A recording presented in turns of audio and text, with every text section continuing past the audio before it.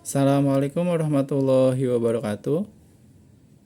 Yang terhormat Miss Reni Apriani, sebagai dosen pengampu pada mata kuliah Language Classroom Management. Di sini saya akan membacakan resume yang sudah saya buat. Jadi untuk materi kali ini kita belajar tentang mastering interpersonal and communication skill such as leadership, teamwork, and conflict management. Basic concept of interpersonal and communication. Yang pertama, interpersonal skill are person ability to interact effectively with others, both in personal and social context. Jadi, keterampilan interpersonal atau interpersonal skill adalah kemampuan seseorang untuk berinteraksi secara efektif dengan orang lain, baik dalam konteks profesional maupun sosial. In the context of language teaching, teacher need interpersonal skill to build positive relationship with student, college, and school staff. Jadi dalam konteks pengajaran bahasa Inggris, guru itu perlu memiliki keterampilan interpersonal untuk membangun hubungan dengan siswa, dosen, dan juga pihak sekolah. The main component of interpersonal skill atau komponen utama dalam keterampilan interpersonal. Yang pertama, empati.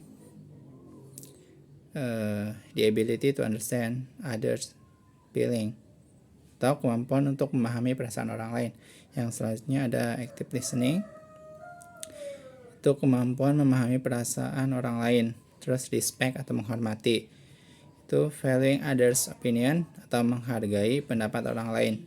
Selanjutnya ada assertiveness atau ketegasan. Menyampaikan pendapat secara tegas namun sopan. Atau expression opinion firm but polite.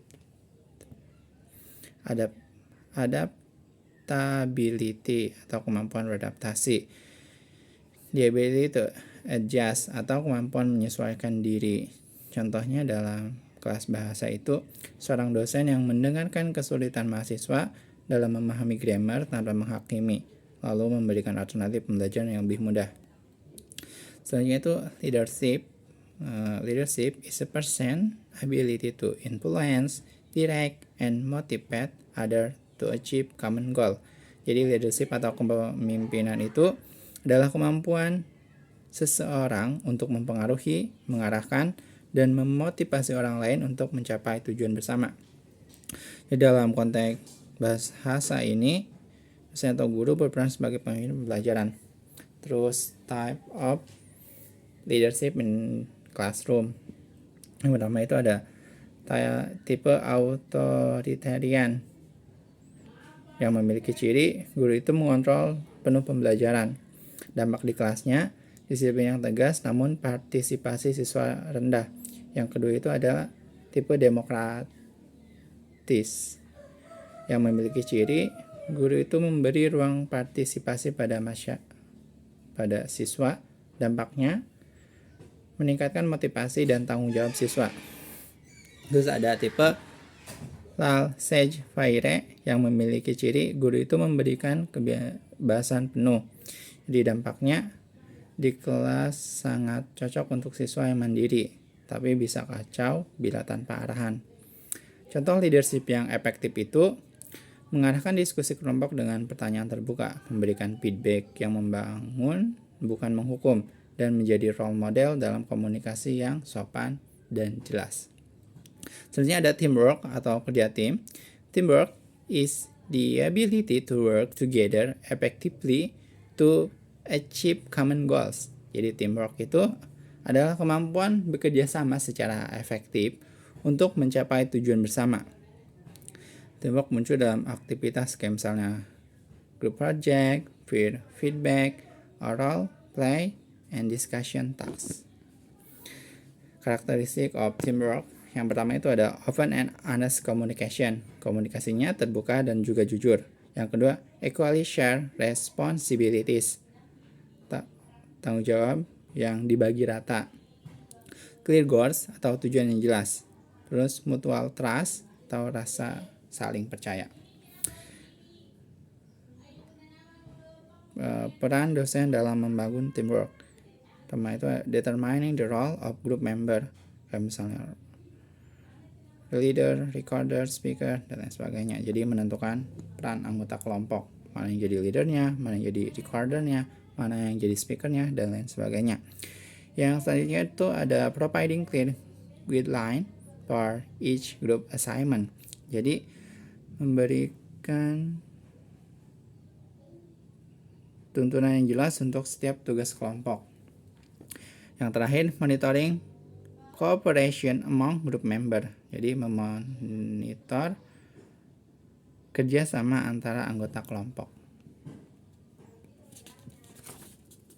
Terus ya, contoh aktivitas, siswa dibagi jadi beberapa kelompok yang terdiri dari misalnya 4 orang yang membuat dialog singkat berdasarkan skenario konflik, lalu dipresentasikan di depan kelas. Setiap anggota itu memiliki peran-perannya sendiri, kayak misalnya kayak pemimpin, penulis, aktor, dan juga presenter. Terus yang terakhir itu materi tentang conflict management atau manajemen konflik. So, conflict management is the process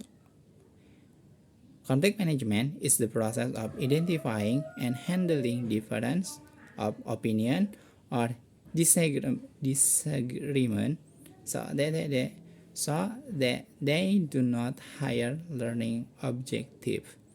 Jadi konflik manajemen konflik itu adalah proses mengidentifikasi dan menangani perbedaan pendapat atau pertentangan agar tidak menghambat tujuan pembelajaran. Ada 3 jenis konflik dalam kelas. Yang pertama itu ada konflik antar mahasiswa. Contohnya itu kayak perbedaan pendapat dalam kerja kelompok. Yang kedua itu ada konflik mahasiswa sama guru. Mahasiswa merasa tidak percaya, mahasiswa merasa tidak diperlakukan dengan adil. Yang ketiga itu ada konflik internal guru, perbedaan metode pengajaran. Yang kedua itu ada yang selanjutnya ada strategi manajemen konflik. Yang pertama, avoiding atau menghindari konflik sementara waktu. Misalnya jadi strategi manajemen konflik. Yang pertama itu ada avoiding atau menghindari konflik sementara waktu. Yang kedua ada accommodating, jadi mengalah untuk menjaga hubungan. Yang ketiga ada collaborating, jadi mencari solusi bersama. Yang keempat, compromising atau kedua belah pihak mengurangi tuntutannya. Terus ada prinsip komunikasi yang efektif itu yang pertama clarity atau sampaikan pesan dengan jelas. Empathy, pahami sudut pandang orang lain. Feedback, berikan tanggapan yang konstruktif. Harus non-verbal communication, perhatikan juga ekspresi wajah dan bahasa tubuh. Diskusi kelompok, bentuk kelompok kecil dan diskusikan contoh situasi konflik yang pernah terjadi di kelas. Misalnya anggota kelompok tidak aktif, perbedaan ide atau komunikasi buruk. Silakan cara mengatasi dengan pendekatan leadership dan komunikasi efektif. Cara mengatasinya buat leadership, tunjuk ketua yang mampu mengatur dan memotivasi anggota. Buat teamwork itu bagi tugas sesuai dengan kemampuan dan lakukan kerjasama saling bantu. Komunikasi efektif, gunakan grup chat yang aktif, diskusi terbuka, dan dengarkan pendapat semua orang.